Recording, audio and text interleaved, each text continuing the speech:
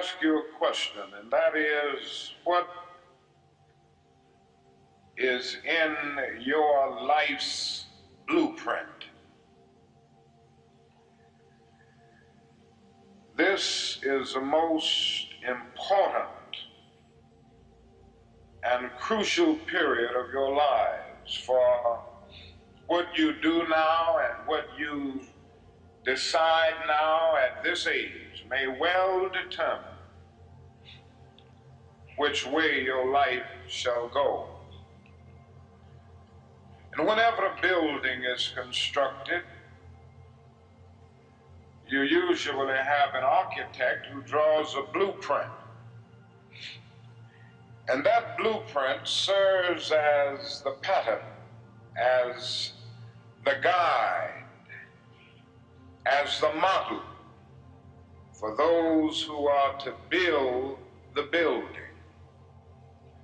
And a building is not well erected without a good, sound, and solid blueprint. Now, each of you is in the process of building the structure of your lives. And the question is whether you have a proper, a solid, and a sound blueprint. And I want to suggest some of the things that should be in your life's blueprint. Number one in your life's blueprint should be a deep belief in your own dignity, your own worth, and your own somebodyness.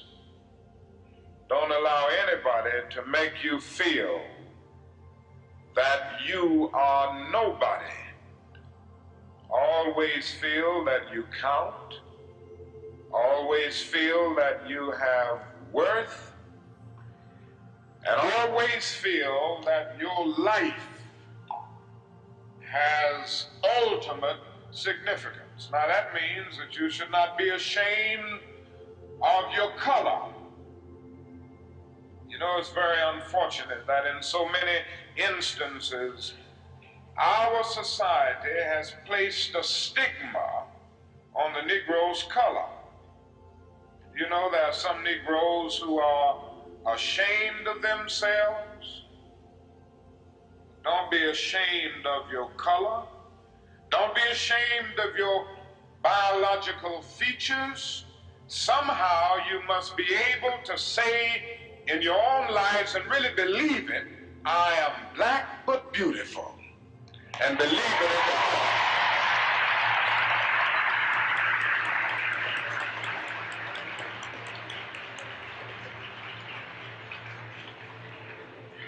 And therefore you need not be lured into purchasing cosmetics advertised to make you lighter. Neither do you need to process your hair to make it appear straight. I have good hair, and it is as good as anybody else's hair in the world, and we've got to believe that.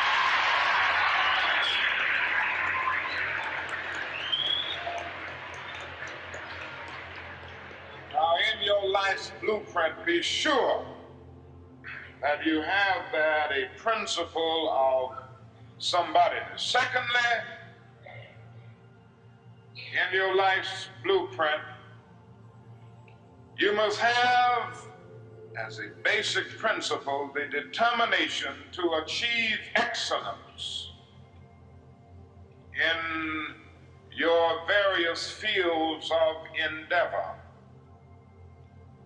You're going to be deciding as the days and the years unfold what you will do in life, what your life's work will be. Once you discover what it will be, set out to do it, and to do it well.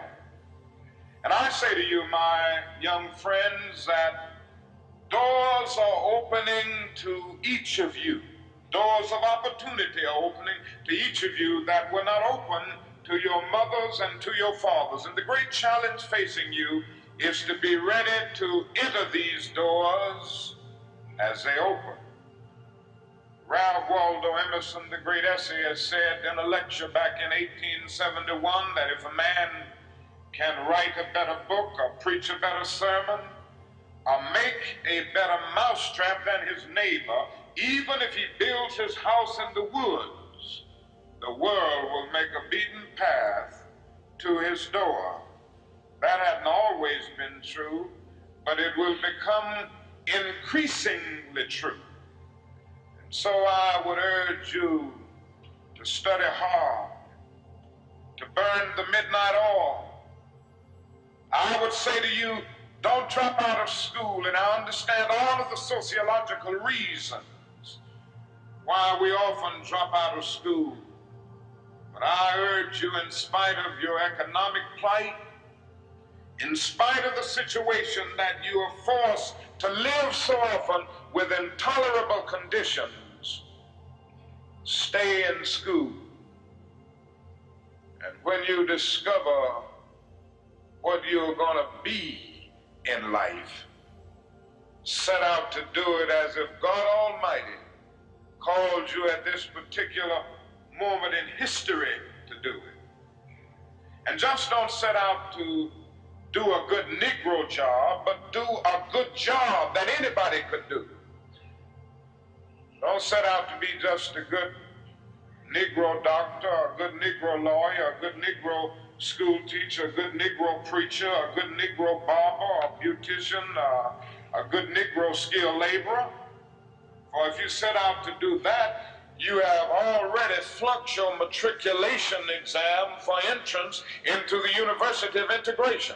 Set out to do a good job and do that job so well that the living, the dead, or the unborn couldn't do it any better.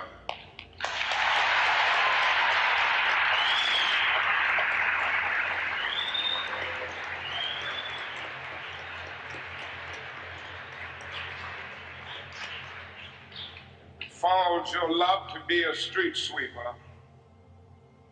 Sweep streets like Michelangelo painted pictures. Sweep streets like Beethoven composed music. Sweep streets like Leontine Price sings before the Metropolitan Opera. Sweep streets like Shakespeare wrote poetry. Sweep streets so well that all the host of heaven and earth will have to pause and say, here lived a great street sweeper who swept his job well.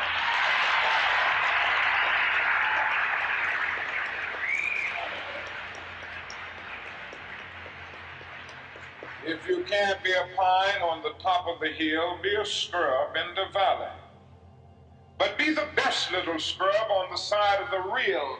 Be a bush if you can't be a tree. If you can't be a highway, just be a trail. If you can't be the sun, be a star. For it isn't by signs that you win or you fail. Be the best of whatever you are.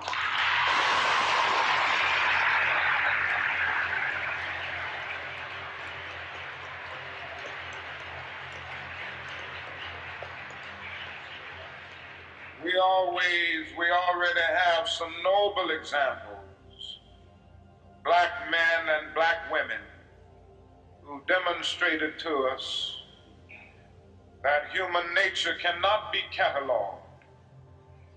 They in their own lives have walked through long and desolate nights of oppression, and yet they've risen up and plunged against cloud-filled nights of affliction, new and blazing stars of inspiration. So from an old slave cabin of Virginia's hills, Booker T. Washington rose up to be one of America's great leaders. He lit a torch in Alabama. Darkness fled in that setting. Yes, you should know this because it's in your own city. From a poverty-stricken area, Philadelphia, Pennsylvania, Marion Anderson rose up to be the world's greatest contralto, so that a Toscanini could say that a voice like this comes only once in a century, and Sibelius of Finland could say, my roof is too low for such a voice, from the red hills of Gordon County, Georgia. And the arms of a mother who could neither read nor write, Roland Hayes rose up to be one of the world's great singers and carried his melodious voice into the palaces and mansions of kings and queens.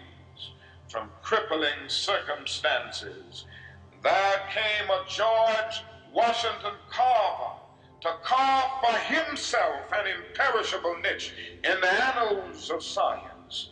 There was a star in the diplomatic sky, and then came Ralph Bunce, the grandson of a slave preacher.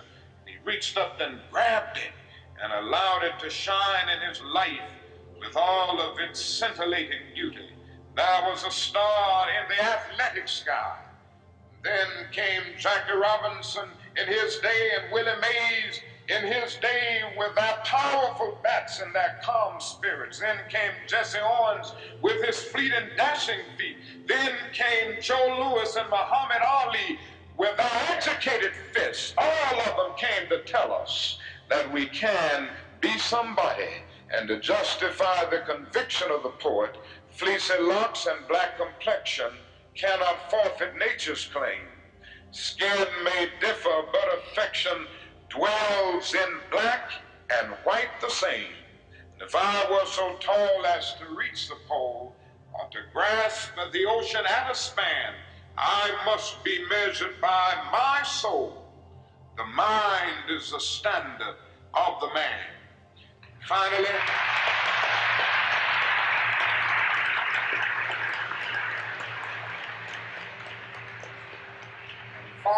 in your last blueprint must be a commitment to the eternal principles of beauty, love, and justice. Don't allow anybody to pull you so low as to make you hate them. Don't allow anybody to cause you to lose your self-respect to the point that you do not struggle for justice. However young you are, you have a responsibility to seek to make your nation a better nation in which to live. You have a responsibility to seek to make life better for everybody. And so you must be involved in the struggle for freedom and justice. Now, in this struggle for freedom and justice, there are many constructive things that we all can do and that we all must do. And we must not give ourselves to those things which will not solve our problems. You've heard the word nonviolent and you've heard the word violent. I happen to believe in nonviolence.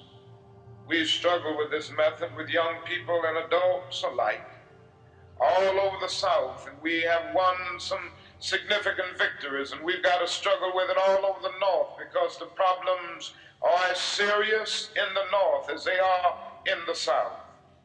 But I believe as we struggle with these problems, we've got to struggle with them with a method that can be militant,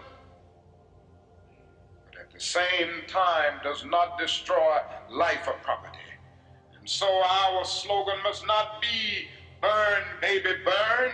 It must be build, baby, build. Organize, baby, organize.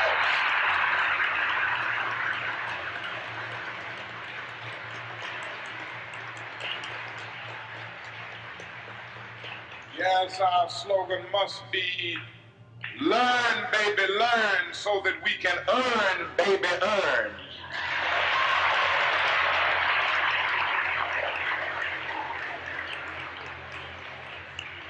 And with a powerful commitment, I believe that we can transform dark yesterdays of injustice into bright tomorrows of justice and humanity. Let us keep going toward the goal of selfhood, toward the realization of the dream of brotherhood, and toward the realization of the dream of understanding goodwill. Let nobody stop us.